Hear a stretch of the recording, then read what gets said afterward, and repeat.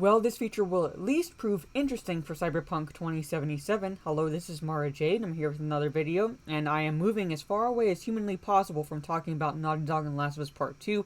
I'd love to get that whole situation out of my mind, and even in the wake of the release of Ghost of Tsushima, with its popularity, a game that I have been not only playing but very much enjoying, I wanted to talk about another game that I was anticipating this year, and that is Cyberpunk 2077.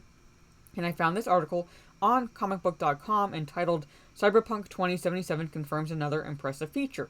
How impressive it is will remain to be seen once the game is released in November of this year. So let's dive into this article and I will give my 2 cents on it. Alright, Cyberpunk 2077 is set to release later this year via the PS4, PS5, Xbox One, Xbox Series X, PC, and Google Stadia. According to developer CD Projekt Red, the aim with the game is for it to be as impressive and bar-setting as Witcher 3 Wild Hunt. Its most recent major release was in 2015, and so far it looks poised to achieve this. The game doesn't look great, but some of its systems sound complex and equally impressive. Well, it doesn't look great is purely subjective at this point because it hasn't been released yet, so you can only go off of, right now, primarily still images. There was some gameplay footage released, but at the same time, that's all we can go off of. But that's neither here nor there. Let's go into the impressive feature for Cyberpunk 2077 according to this article. Okay. For example, the game can be finished without completing the main quest. Just think about that for a second. How many games do that and do it with a narrative as complex and ambitious as Cyberpunk 2077? Sure, many games like various Far Cry titles have secret gag-like endings, but that's not what CD Projekt Red is referring to.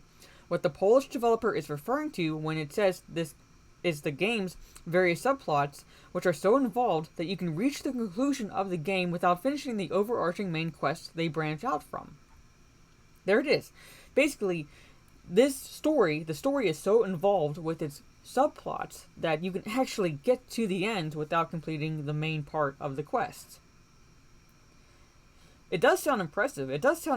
But like I said, how impressive it ends up being really remains to be seen until the game is released. We can only go off of what we're reading right now. Alright.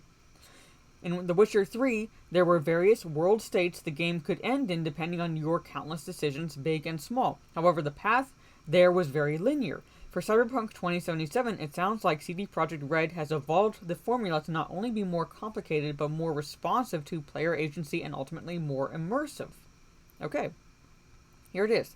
Subplots allow us to do something that we have never done before. They change the main plots of the game, and they are doing that in such a way that you may not even finish the main plot, but still finish the game and get a completely different epilogue than the player with a different life path who made different choices, met different characters, and formed relationships with them. So basically, it's like a grand storytelling game. It's almost like one of those choose-your-own-adventure books that I grew up reading. I don't know if anybody else grew up reading, but basically, whatever decision you made, you had different outcomes, and that's what it seems here. Basically, you could have multiple different epilogues, multiple different relationships, multiple different life paths, and it all depends on how you go about the story and the subplots. It doesn't matter necessarily with the main quest at this point. So it looks to be impressive. It looks to be very impressive. I can only say that I'm looking forward to this game. I'm anticipating it, like I said, and I can't wait to play it and actually see how really impressive, and I'm using that word a lot, this feature actually is. So let's go in. Of course, it remains to be seen if CD Projekt Red can pull this off, but if there's one team who could do it, it's probably them. Cyberpunk is in development for PS4, 5, Xbox Series X, Xbox One, PC, and Google Stadia. Barring any further delays, it will debut worldwide on November 19th. So there it is.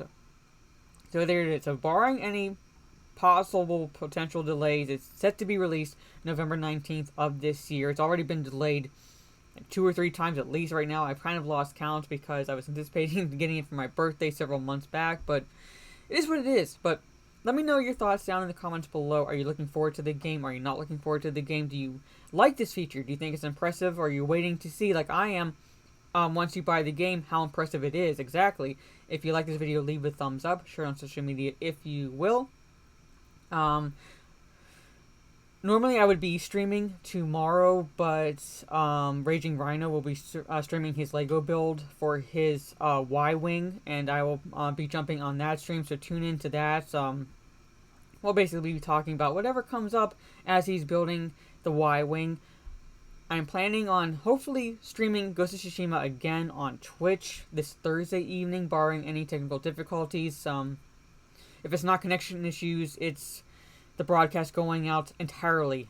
I don't know what's going on. It was working fine Friday, arguably, and Saturday, and then all of a sudden it decided it hates me.